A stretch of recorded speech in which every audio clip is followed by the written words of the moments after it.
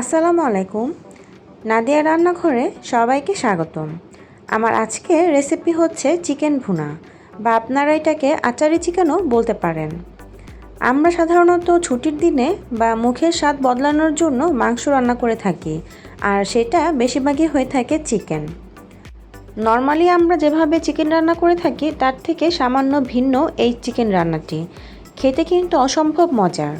আপনারা ভাত, পোলাও, রুটি কিংবা পরোটা যে কোনো কিছুর সাথে কিন্তু এই চিকেন ভুনাটা পরিবেশন করতে পারেন। খেতে কিন্তু অসম্ভব ভালো লাগে। আশা করছি আপনাদের ভালো লাগবে। তো চলুন রান্নাটা শুরু করা যাক। প্রথমেই একটি প্যানে আমি হাফ কাপ পরিমাণ তেল দিয়ে দিচ্ছি।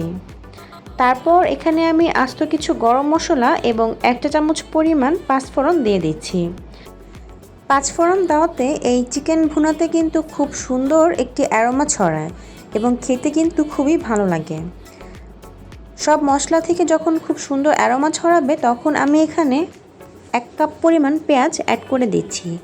পেঁয়াজটা আমি হালকা ভেজে নিচ্ছি। তারপর এখানে আমি 1 টেবিল চামচ পরিমাণ আদা রসুন বাটা, স্বাদমতো লবণ, 1 চামচ পরিমাণ হলুদের গুঁড়া, 1.5 চামচ পরিমাণ মরিচের গুঁড়া, ঝালটা আপনাদের পছন্দ মতো করে দিবেন, 1 চামচ পরিমাণ ধনিয়া গুঁড়া এবং 1 চামচ পরিমাণ জিরা গুঁড়া এবং 2 টেবিল চামচ পরিমাণ টমেটো সস। সব মশলা খুব ভালোভাবে পেঁয়াজের সাথে কষিয়ে নিচ্ছি। এ পর্যায়ে সামান্য পরিমাণ পানি অ্যাড করে দিচ্ছি যাতে করে মশলাটা পুড়ে না যায়। খুব ভালোভাবে মশলাটা কষিয়ে নিতে হবে, কারণ মাংস রান্না করার সময় মশলা খুব ভালোভাবে কষিয়ে নিলে খেতে ভালো লাগে। তো আমি মশলাটা খুব ভালোভাবে কষিয়ে নিচ্ছি। কষানো হয়ে গেলে এখানে আমি চিকেনগুলো অ্যাড করে দিচ্ছি। চিকেনগুলো আমি রেগুলার কাট করে কেটে নিয়েছি।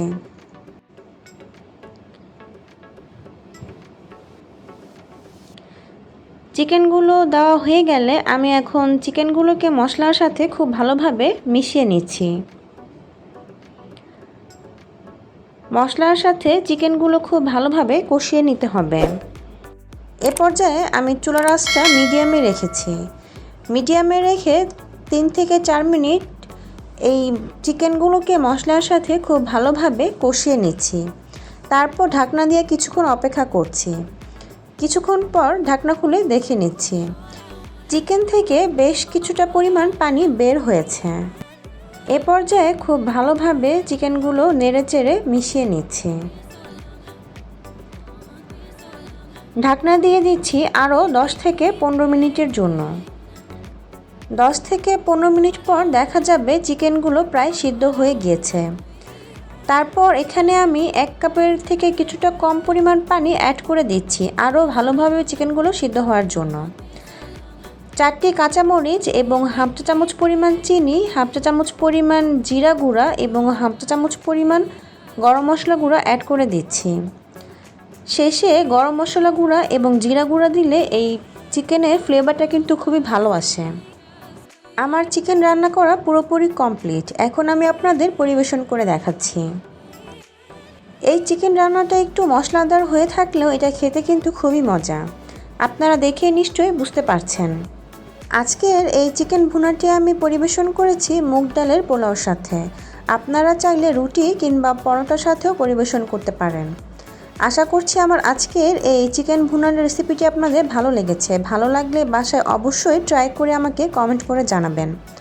আর আমার চ্যানেলটি সাবস্ক্রাইব করতে একদমই ভুলবেন না। লাইক, কমেন্ট, শেয়ার করে আমার পাশেই থাকবেন।